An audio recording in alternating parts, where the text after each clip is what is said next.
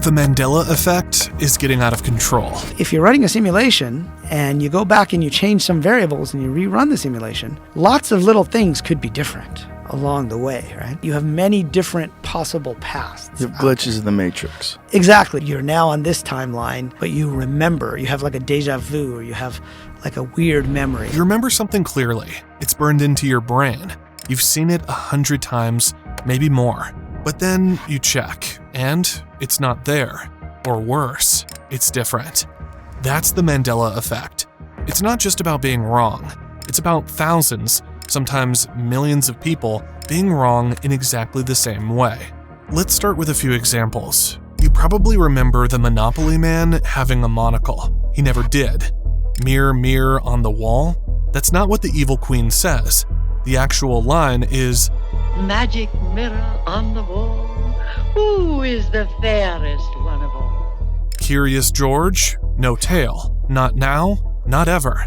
The Berenstain Bears? They were always Berenstain Bears, with an A. And yet, millions remember the E version: books, VHS tapes, school libraries.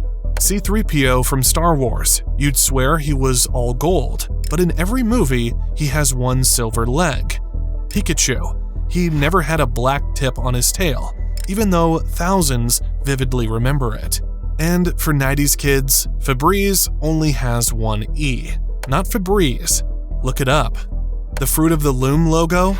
No cornucopia. Never had one, even though people clearly remember it being there. The famous JFK assassination footage. How many people were in the car? If you said 4, you're not alone. But in the actual video, there are 6. Now, here's where it gets even stranger.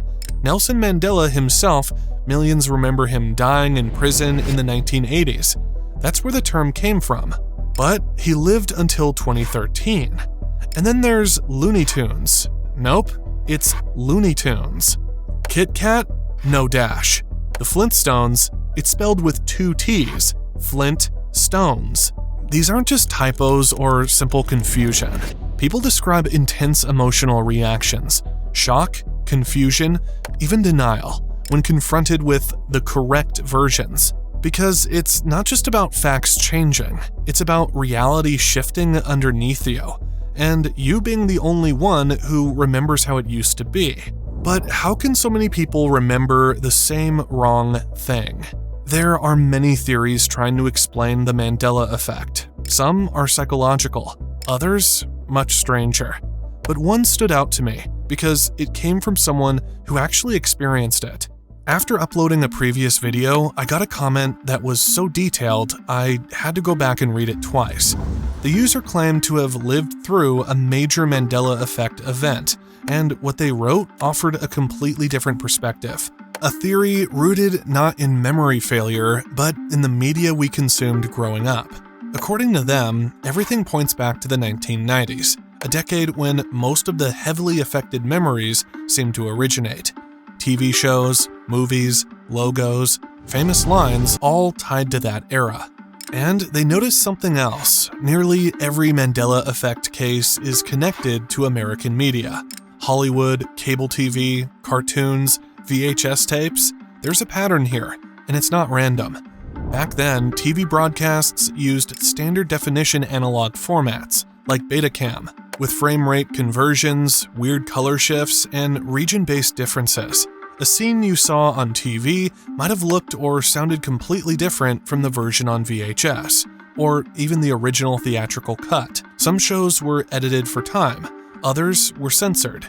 Scenes were redubbed or recut. Even logos were slightly altered for international audiences. And here's the wild part. People formed their core memories based on these versions, not the real ones. So what happens decades later, when all you can find is the remastered version? Clean, corrected, and totally unfamiliar. It feels like reality changed, but maybe it was never the same to begin with. The commenter called this the social experiment hypothesis, a theory that mass media, TV in particular, acted like a psychological experiment, shaping and even rewriting collective memory, whether intentional or not. The result is the same. millions of people remembering something that technically never existed. It's unsettling, but it makes sense, especially when you realize how much of your memory is tied to repetition. And in the 90s, we didn't just watch something once. We saw it every day. After school, Saturday mornings, burned into our minds, one rerun at a time. But this is only one explanation. Another theory worth considering has nothing to do with timelines, glitches, or hidden experiments. It comes from neuroscience, and it starts with one uncomfortable truth. Your memory is not a recording device. We like to think we remember things exactly as they happened, but in reality, memory is reconstructive. Every time you remember something, your brain is rebuilding it piece by piece, based on fragments, context, emotion, and pattern recognition. So when details get fuzzy, your brain doesn't ask for the facts, it fills in the blanks. Psychologists call this confabulation, a mental process where the brain fabricates missing information to make a memory feel whole, and it happens without us realizing it.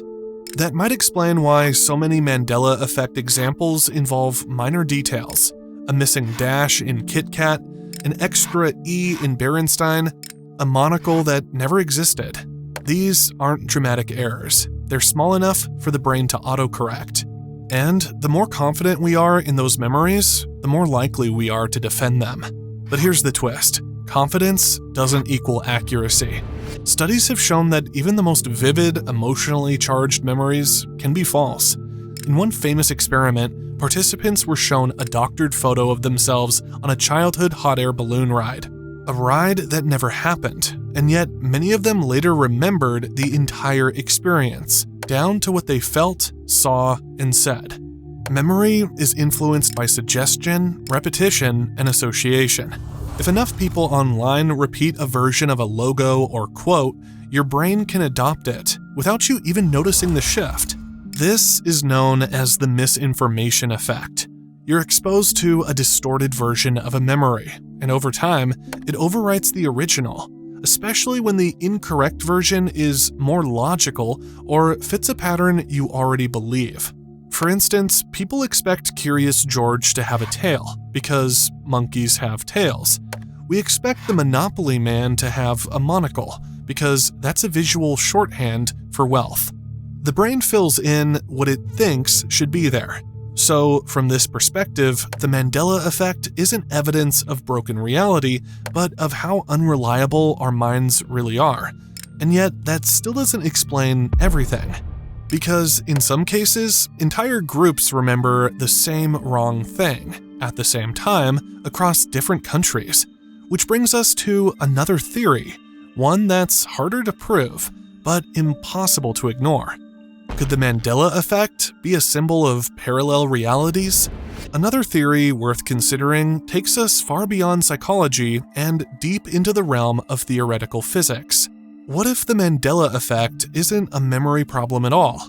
What if it's a glitch between parallel realities? According to this idea, the reason so many people share the same false memories is because at some point, they did experience those things, just not in this version of reality. It's based on the concept of the multiverse, the idea that there are infinite versions of the universe, each slightly different from the next. In one, the Monopoly Man has a monocle. In another, Nelson Mandela died in prison. In yours, Curious George had a tail. And for reasons we don't fully understand, your consciousness shifted into this timeline, where those things never happened. It sounds like science fiction, but the multiverse isn't just a movie plot. It's a real theory in quantum physics. Some interpretations of quantum mechanics, like the many worlds interpretation, propose that every time a quantum decision is made, reality splits. Every possible outcome exists in its own branch, and that includes you. So, if consciousness can somehow move between these branches, or if they occasionally overlap, it could explain why millions of people remember a world that no longer exists. It also ties into stories people share, like waking up and suddenly feeling like something is off. A street name looks wrong, a brand logo seems changed. The sense that something shifted, but no one around you seems to notice. Even stranger, some people report clusters of changes, multiple Mandela effects hitting at once, like a wave of timeline shifts collapsing into a new version of reality. Of course, there's no hard evidence for this. It's still just a theory. But for many, it feels more plausible than the idea that millions of unrelated people across the world all developed the same exact false memory, down to the detail. And if this theory is true, then that means every version of your life could be out there, running in parallel. And sometimes you might not be where you think you are. But before we go fully quantum, there's one more theory worth exploring, one that blends science, philosophy, and digital reality. What if we're inside a simulation? And if you're not where you think you are, maybe it's because none of this is real to begin with. The simulation theory suggests that everything we perceive, our memories, surroundings, even the laws of physics, could be part of a highly advanced digital simulation. Not a metaphor, a literal running simulation. This theory isn't fringe anymore. Physicists, philosophers, and tech leaders have all explored the idea that our universe might be computational. Elon Musk famously claimed that there's a high probability we're living in a simulation. And Oxford philosopher Nick Bostrom proposed that future civilizations might run ancestor simulations so detailed the simulated minds inside wouldn't know they're simulated. From this perspective, the Mandela Effect could be a glitch in the code, a patch, a change in the program that rewrites part of the past, but not your memory of it. Just like when developers update a video game and change a texture, fix a bug, or remove a character, but someone who played an earlier version remembers exactly how it used to be. Maybe Febreze was spelled with 2 E's in version 1.0. Maybe the Monopoly Man did have a monocle, until they removed it in a reality update. Sounds absurd, until you look at how much our world already behaves like a simulation. Atoms are mostly empty space, governed by mathematical rules. Time slows near gravity wells. Quantum particles don't take a state until they're observed, like pixels rendering only when you look. And even memory itself, something so personal, can be overwritten, corrupted, or selectively deleted, just like a file. Some theorists even argue that Mandela effects might be evidence of debugging, small changes made to the system to stabilize it, leaving behind inconsistencies only a few people notice. So the question becomes, are we misremembering, or are we waking up? Because if simulation theory is true, then everything we experience is part of a design, subject to edits, updates, and maybe even errors. Still, there's one more idea we haven't touched yet, one that doesn't point to technology or physics, but to something older, deeper, and much more human. Could the Mandela Effect be a spiritual phenomenon? Or maybe the changes aren't happening in the world, but inside us. Some believe the Mandela Effect isn't about timelines, simulations, or memory errors, but about consciousness itself shifting. This theory suggests that as our collective awareness evolves, reality bends to match that shift. In other words, what we remember isn't wrong, it's just from a different level of awareness than the one we're in now. It ties into ancient ideas found in mysticism, Buddhism, and modern spirituality, that the external world is a projection of consciousness. And if consciousness shifts, so does the reality it generates.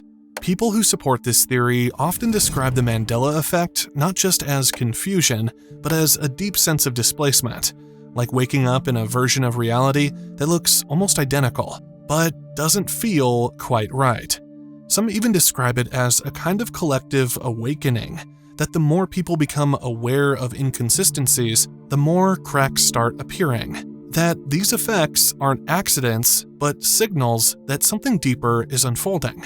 In this view, Mandela effects might be breadcrumbs, evidence that we're moving into higher states of consciousness, where old structures are dissolving and new ones are forming. It also explains why so many of these shifts seem to carry emotional weight.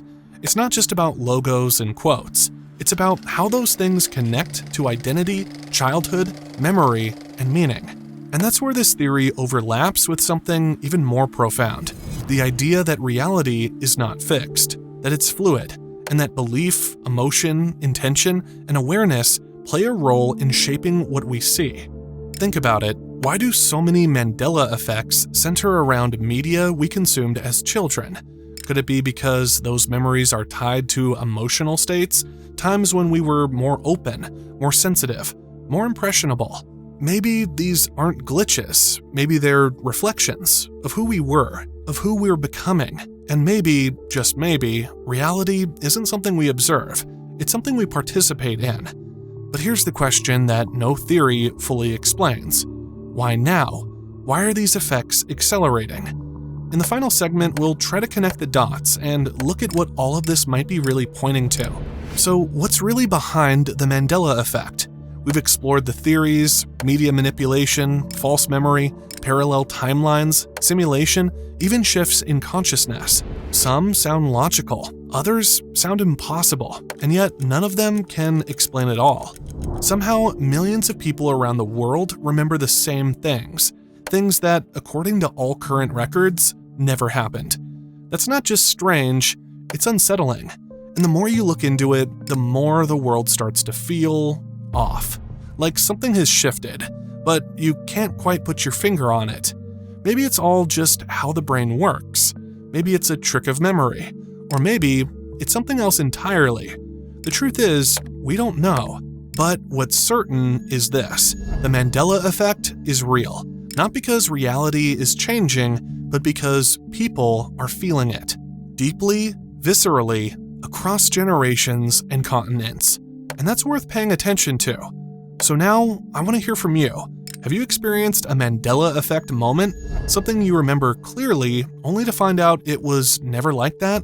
A logo, a quote, a scene, a detail you'd bet your life on, until you looked it up. Tell me your story in the comments, because the more we compare notes, the more patterns might emerge. And maybe, just maybe, we'll get closer to understanding what's really going on. Or maybe we're not supposed to understand it yet.